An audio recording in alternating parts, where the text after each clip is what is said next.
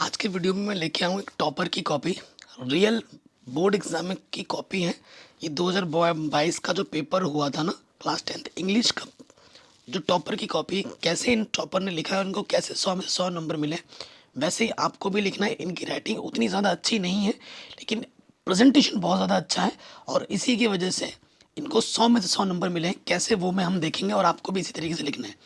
देखो, सबसे पहले आपको एंट्री अच्छे से भरनी है। दिन, दिनांक, पेपर कोड, रोल नंबर अंकों में, शब्दों में। उसके बाद केंद्र संख्या, परीक्षा कक्ष संख्या, उनके सिग्नेचर होंगे टीचर के, सारी एंट्री फिल करनी होगी। और उसके बाद पेपर को कैसे सॉल्व किया जाएगा वो हम आपको करके बताते हैं। सबसे पहले देखो, ये आपकी स्क्रीन पे आ चुका है। ऑफिशियल कॉपी है, और ऑफिशियल जो भी बोर्ड की कॉपी होती है, यहाँ पर डॉट डॉट करके मार्किंग होगी, क्योंकि ये अगर मार्किंग नहीं होगी तो वो आपकी कॉपी फर्जी मानी जाएगी। तो सबसे पहले देखो, आपको मिलते हैं रीडिंग पोर्शन। ठीक है, तो रीडिंग पोर्शन कैसे पढ़ा जाता है, कैसे भरा जाता है, उस पर मैंने एक अलग से वीडियो बनाई है, डिस्क्रिप्शन में लिंक मिल जाएगी, आप जाके देख सकते हैं। चैप्टर वाइज मैंने सारे इंपॉर्टेंट क्वेश्चन भी बना रखे हैं, वो भी आपको डिस्क्रिप्शन में मिल जाएंगी। तो देखो, सबसे पहले यहाँ पर क्वेश्चन पूछा गया, और रीडिंग से ही आप अच्छे खासे नंबर ला सकते हो। हर एक नंबर 2-2 नंबर पूछा गया है।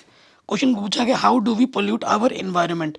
तो इसने क्या किया है, पहले लिखा है सेक्शन, जो भी था सेक्शन लिखा है स्केच पेन से। क्वेश्चन नंबर 1 का आंसर, ठीक है। फिर यहाँ लिखा ए, ठीक है, answer, we pollute our environment through our negative feeling and emotion. तो जो कीवर्ड्स हैं उनको उसने हाईलाइट किया है स्केच पेन से, अंडरलाइन करके। तो ये चीज़ आपको करना है, पूरे 2 नंबर मिलेंगे, ठीक है। उसके बाद दूसरे नंबर पे बी ऑप्शन पे आ जाओ।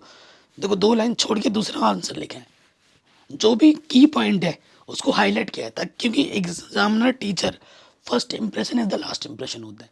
अगर पहले इंप्रेशन ही आप खराब कर दो, कट पिट उल्टा पुल्टा लिखोगे तो फिर गड़बड़ हो जाएगा। तो हमेशा वही क्वेश्चन पहले करना है जो आपको एकदम अच्छे से आता है। और स्टार्टिंग के 4-5 पेज में तो अच्छी राइटिंग पे ध्यान दो, ठीक है, अच्छे प्रेजेंटेशन पे ध्यान दो, और कोई कटपिट, कोई मिस्टेक ना हो, ठीक है। देखो, जो जो इंपॉर्टेंट वर्ड है उन पे अंडरलाइन किया है, तो टीचर आएगा, पढ़ेगा, पूरा भी नहीं पढ़ेगा, बस नीचे नीचे पढ़ेगा, नंबर पूरा दे देगा। देखो, सी ऑप्शन है, आंसर लिखने के बाद जो मेन चीज़ है उस पर अंडरलाइन ज़रूर किया है, ठीक है, मेन चीज़ पे अंडरलाइन ज़रूर किया है। तो टीचर की नज़र उन वर्ड्स पे ज़्यादा देती है, और वो पूरा पढ़ता भी नहीं, पूरे नंबर दे देता है, जैसे यहाँ दिया है, ठीक है। ये हो गया। फिर देखो नेक्स्ट, फिर यहाँ पे बोला गया है, choose the correct option and write in your answer book, find the word from passage which means pray. Pray का मतलब क्या होता है, विक्टम, ठीक है। नेक्स्ट क्या बोला गया है, find the word from passage which in opposite in meaning of fortunate. Fortunate का उल्टा क्या होता है, अनफॉर्चुनेट, ठीक है। इस तरीके से जो पूछा गया वो लिखा है उसने। उसके बाद दोबारा से एक अनरीड पैसेज आया है, और इस पर प्रश्न पूछे गए हैं, ठीक है। तो जैसे ये हो जाए, इसने ये अंडरलाइन लगा है, ये अंडरलाइन अब लगाओ ना लगाओ कोई फ़र्क नहीं पड़ता है। फिर इसने लिखा है क्वेश्चन नंबर 2, और फिर से वही पैसेज का आंसर, जो भी मेन चीज़ है उसको उसने ब्लैक पेन से लिखा है, जो भी मेन आंसर्स है, देख रहे हो, ब्लैक पेन से लिखा है, ताकि उसकी नज़र, एग्जामिनर की नज़र उन पे पहली जाए, ठीक है। तो जो भी मेन आंसर्स होगा ना, उसको आप ब्लैक पेन से ज़रूर लिख देना, ताकि वो हाईलाइट हो जाए और टीचर की नज़र उस पर पहले पड़े। जैसे ही क्वेश्चन खत्म हो जा रहा है, ये बच्चा क्या कर रहा है, अंडरलाइन खींच रहा है। ये आप भी कर सकते हो, नहीं करोगे तो भी चलेगा। फिर उसके बाद नेक्स्ट जो चीज़ होती है, वो हमसे क्या पूछी जाती है, ग्रामर में, ठीक है। देखो, जिस बच्चे को अच्छे से आता है वो तो सारा करेगा ही करेगा। देखो, इसके बाद उसका राइटिंग पोर्शन है, तो इस बच्चे ने राइटिंग पोर्शन पहले नहीं किया है, किया है पहले, नहीं किया है। अगर आपको आता है तो आप पहले कर सकते हो। इस बच्चे ने राइटिंग पोर्शन बाद में किया है, जो ग्राम राइटिंग पोर्शन है वो बाद में किया है। इस बच्चे ने पहले क्या किया है, ग्रामर किया है। सेक्शन नंबर सी इसने पहले किया है, क्वेश्चन नंबर 6 कर रहा है, ठीक है। तो पहले इसने कौन सा पोर्शन किया है, ग्रामर पोर्शन। तो ग्रामर में जो भी पूछा गया उसने वो लिखा है, क्वेश्चन नंबर 6 लिख के ABCD जो भी आंसर पूछे गए हैं वो उसने लिख दिया। तो क्या पूछा गया था, fill in the blanks with the correct form of non finites given in the brackets, ठीक है। स्विम का क्या होगा, स्विमिंग। फिर क्लाइंब का क्या होगा, क्लाइंब, टू क्लाइंब। सिंग का क्या होगा, सिंगिंग। और ड्रोन का क्या होगा, ड्रोन्ड। तो उसने ये आंसर लिख दिया। छठा हो गया, अंडरलाइन कीजिए, क्वेश्चन नंबर 7 लिखा उसने। 7 में छोटे छोटे वाले हैं ना, उसने पहले कर दिए। Combine the following pair of sentence using sentence connectors given in the brackets. Where का यूज़ करना है। तो this is the field village where, देखो इसने इसका यूज़ किया है तो काले पेन से लिखा है, वेयर इज वॉज बॉर्न, ठीक है, where I was born, connector का यूज़ किया है उसने। नेक्स्ट कुछ जो पूछा गया था, he was unwell, he did not go to school, तो वो यहाँ लिखा है he did not go to school because connector he was unwell, तो कनेक्टर का यूज़ करके ऐसे लिखा जाना है। जैसे ही क्वेश्चन देखो इस वाले पेज में वो क्या लिख रहा है, प्लीज़ टर्न ओवर, PTO, ये भी आपको ज़रूर लिखना है।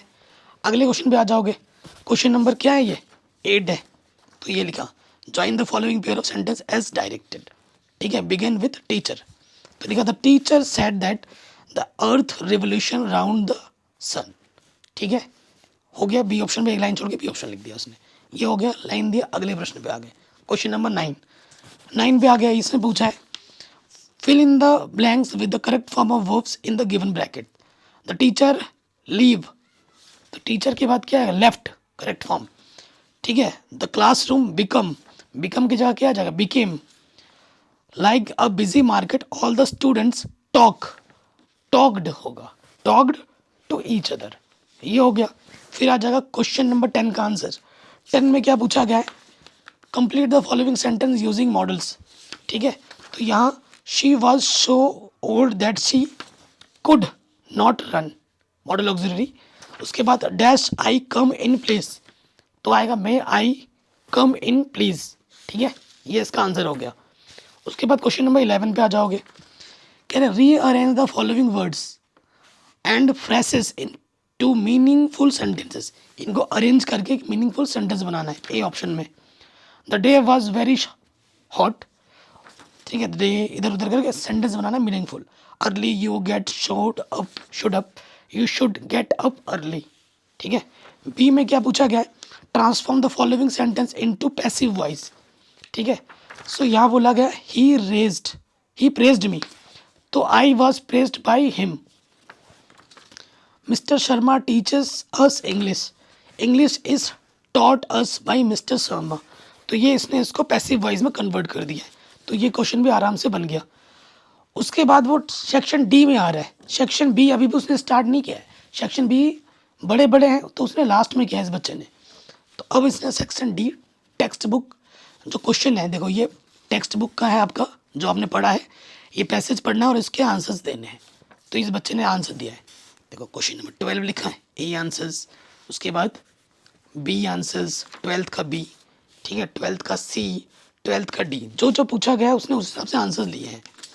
12 नंबर हो गया, एक अंडरलाइन खींच दिया। क्वेश्चन नंबर 13 आंसर्स लिखा है, ये 13 है। Read the following passage and answer the question below, इस पैसेज को पढ़ना है और आंसर देना है। तो इस बच्चे ने वही पैसेज पढ़ के आंसर दिया है ABC करके, जैसे कि आप देख रहे हैं, ठीक है। क्वेश्चन नंबर 13 भी हो गया। अब 14 में आ जाओ, जो बुक के क्वेश्चन आंसर पूछे जाते हैं। क्या है क्वेश्चन, देखो बहुत ही इंपॉर्टेंट क्वेश्चन है, हर साल एग्जाम में आता है और ये बोर्ड्स का ही क्वेश्चन है। कह रहे answer the following question in about 80 words, do you feel sympathy with Lencho, describe his simplicity and innocence from the story a letter to God, ये वेरी वेरी इंपॉर्टेंट क्वेश्चन है, हर साल exam में आ जाता है। या फिर write a character sketch of Wanda Petronski, Wanda Petronski के कैरेक्टर स्केच के बारे में लिखना है। तो इस बच्चे ने क्या किया है, पहले वाला क्वेश्चन किया है, ठीक है, introduction, yes I feel sympathy with लैंचो, ठीक है, इंट्रोडक्शन में ये लिख दिया। उसके बाद ही सिंप्लिसिटी एंड इनोसेंस, देख रहे हो आंसर्स को टॉपिक बना के लिखा है, ठीक है, सिंप्लिसिटी एंड इनोसेंस को इसने टॉपिक बना दिया, उसको लिखा है। He is faith in God, इसको बनाया, इस टॉपिक पे भी उसने अपने वर्ड्स लिखे हैं और हर पेज में इधर PTO ज़रूर लिख रहा है, ठीक है। उसके बाद कंक्लूजन करके लिखा है, क्योंकि बड़े नंबर का क्वेश्चन है तो कंक्लूजन, इंट्रोडक्शन, ये सब आपको देना ही पड़ेगा, ठीक है। और ये इसका आंसर कंप्लीट हो गया। उसके बाद नेक्स्ट क्वेश्चन में पूछा है 15, answer the following question in about 30 to 40 words, explain the title of the play, the proposal in your own words, या फिर why did Lomov Corel with Natalia, ठीक है। तो उसने दूसरे वाले का आंसर्स 4 नंबर में पूछा गया है, तो उसने लिखा introduction, first chords, second time choral, ठीक है, प्रॉपर वे में। फिर कंक्लूजन भी दिया है उसने आंसर्स में। नेक्स्ट पोइट्री है आपका, पोइट्री में भी आता है पैसेज, तो इसको इसने पढ़ा और इसके क्वेश्चन पूछे गए, ये लिख दिया उसने, A का, B का, C का, जो जो पूछा गया था उसने प्रॉपर वे में लिख दिया। फिर क्वेश्चन नंबर 17 पूछा गया, वो भी उसने लिखा आंसर्स, B का आंसर, C का आंसर, जो जो उसको आता था सारा उसने लिख दिया। ठीक है। अब उसके बाद हमसे नेक्स्ट जो टॉपिक बोला गया है इसमें देखो सप्लीमेंट्री रिडल। तो सप्लीमेंट्री है, इसने यहाँ पर सप्लीमेंट्री लिख दिया और यहाँ जगह नहीं थी तो यहाँ इसने नहीं लिखा, यहाँ वो उसने लिख दिया प्लीज़ टर्न ओवर और आगे के पेज से करना स्टार्ट किया। यहाँ से देखो क्वेश्चन नंबर 18 का आंसर्स जो भी उससे पूछा गया था। ठीक है, answer the following question in 100 words. 8 number का क्वेश्चन है लॉन्ग आंसर्स में। तो देखो उसने आंसर लिखा है, इंट्रोडक्शन दिया है, कंक्लूजन दिया है, एक ही पेज में किया है। 100 वर्ड्स तो ये नहीं कि 3-4 पेज लिखने हैं, नहीं, एक पेज में लिखो लेकिन टू द पॉइंट लिखो। ठीक है, ये इसको पूरे नंबर मिल गए। ठीक, नेक्स्ट क्वेश्चन नंबर 19 में ये वाला भी उसने कर दिया जो पूछा गया उससे। कह रहे हैं answer the following question about 30 to 40 words. Why is lower sent to new Mullion, what does he first think about the place. तो उसने सारा आंसर ये इंट्रोडक्शन के साथ कंक्लूजन के साथ लिखा है। ठीक है, फिर आंसर नंबर 20 ये लिखा है, लास्ट में उसने सेक्शन बी किया है। देखो सारा हो गया, क्वेश्चन नंबर 20 तक हो गया, उसके बाद ये सेक्शन बी में आ रहा है। सेक्शन बी में राइटिंग पोर्शन आता है। You are Kishore Kriti living in Anand Vihar Haridwar, write a letter to your friend Kamal या फिर Neeta about the pollution in the sacred river Ganga. ठीक है, जो हमारी नदी गंगा है, ठीक है, उसके प्रदूषण पे एक लेटर लिखना है।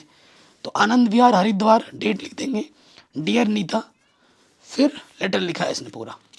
ठीक है, मोस्ट इंपॉर्टेंट लेटर है, इसको अपने वर्ड्स में बना के इसने लिख दिया है, thankful for your you and have a nice day, yours Kriti. फिर अब जो नाम बोला गया है ना वही नाम को आपको यहाँ पर मेंशन करना है, किसी दूसरे नाम को नहीं करना है। अगला इसमें यह बोला गया है, right a paragraph on any one of the following in about 60 words.